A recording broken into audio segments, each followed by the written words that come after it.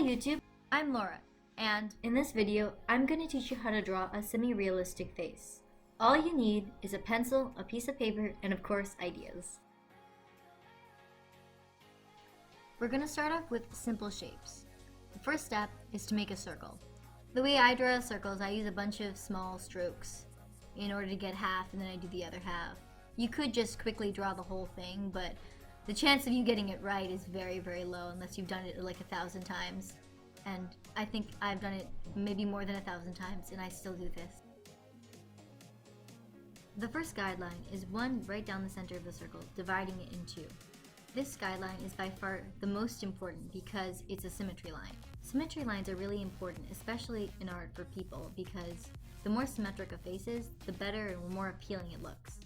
In a sense, it's kind of a mathematical way of defining beauty, if there is a way of defining that. The next guideline cuts the circle into fourths, kind of like a pie. This line will indicate where the edge of the eyelid is going to be. Next, you put another guideline right under the circle. This is where the edge of the mouth is going to be. Now we're going to start forming the jawline by connecting the top line of the eyelash to the one for the tip of the mouth. When doing this, don't feel stressed that you have to make one perfect line. Use many small strokes to make one line. Usually that way you get it very accurately very quickly. The next part is to find the placement for the chin.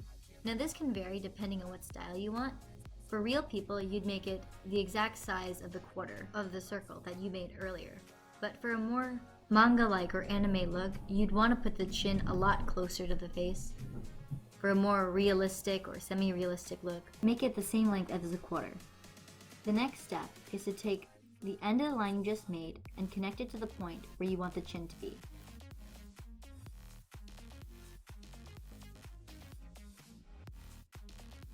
To make the neck, you need to draw a curve from the beginning of the jawline all the way down to the area a little bit past the chin. For a more manga style, you can make the neck really thin, but in this case I decided to make it a little bit larger for a more realistic look.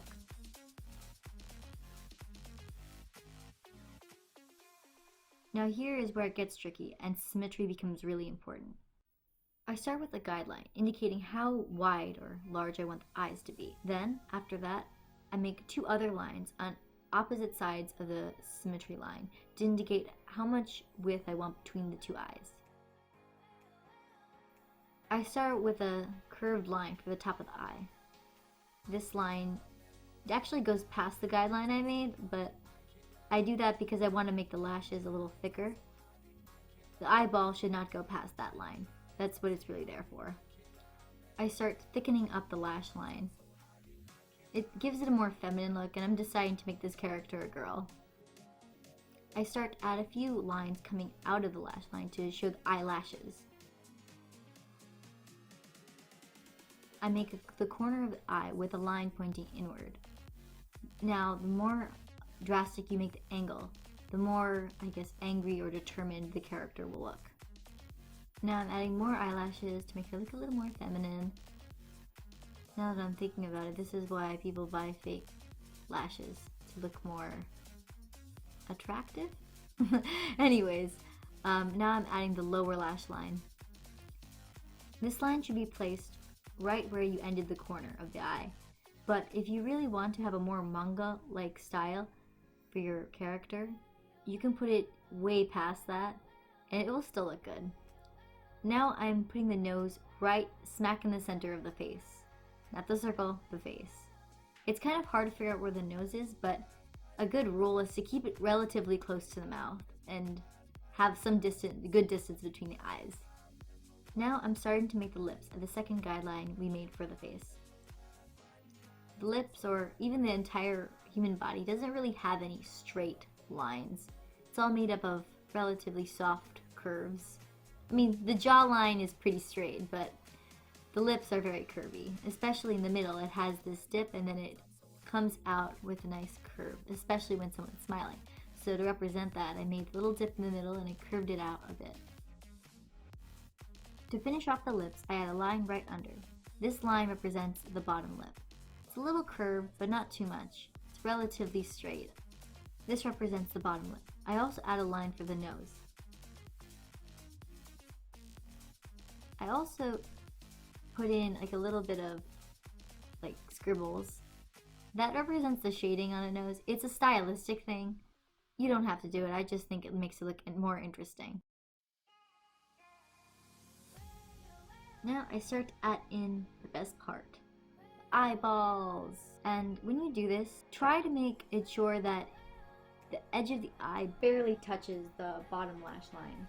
This gives the character a more alive look. If the eyes were even less visible, the person would look either tired or angry, depending on how you make the eyebrows.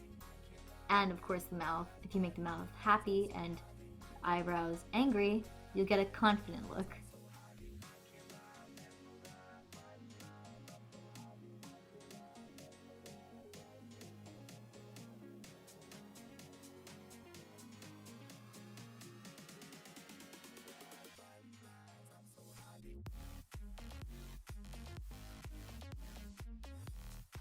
Right now I'm adding more lashes and some lashes to the bottom lash line. This makes the character look more cute.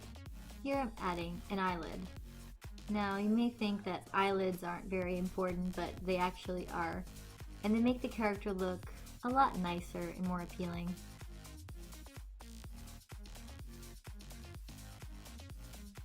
And finally, to finish off all the facial features, I add the eyebrows. You see I'm just making a large line. You can just keep it like that. You don't have to add the extra part I did, because that looks fine too. But what I do is I make a curve at the top to make it look a little more realistic. Now I'm starting to add the hair cap. She is bald. She needs hair. Oh, and ears. She needs ears too. She needs to hear as well.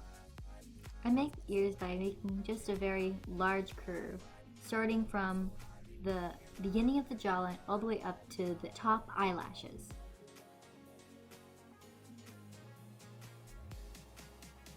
Making hair can be tricky. To take this simply, you should really start with the volume of the hair, how large the body of this hair you're going to make is. It's a weird way to think about it, but it works. So I make a line on the top to show myself how far I want the hair to come out of the head.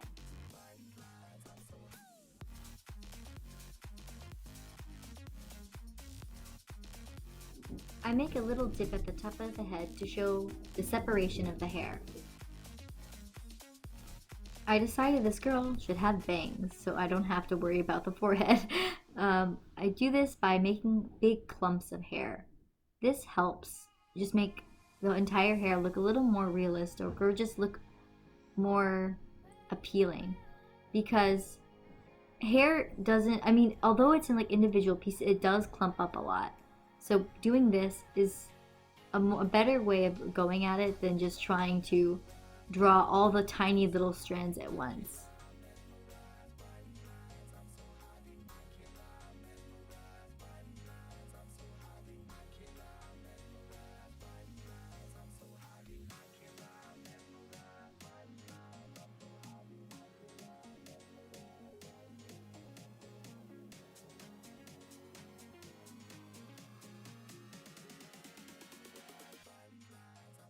A tip for drawing long open hair: for the back part, when drawing those little strands, you want to make sure that they're curved inward towards her, so they look like they're falling off her shoulder.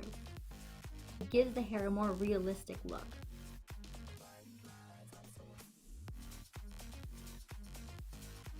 And when you're done making those big clumps and sectioning them off into smaller pieces, what you could do is you could also make smaller pieces that separate from those clumps, and that actually makes the hair look a little more natural and more real.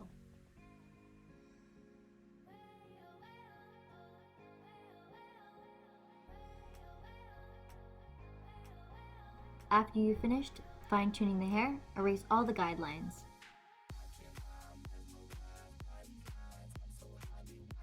This is also another stylistic thing, but I like to make the outline of the character very dark.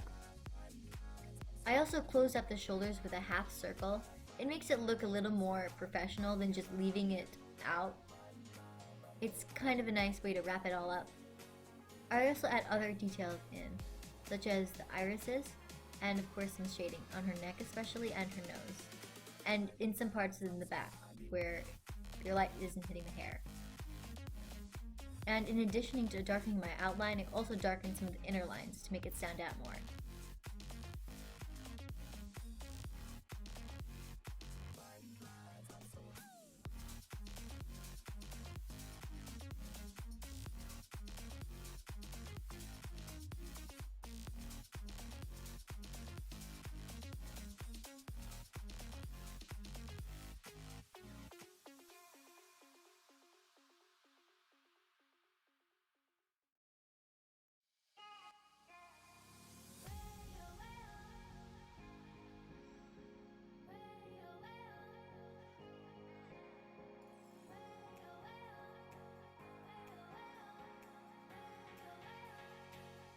And that's about it. All you have left to do is sign your name.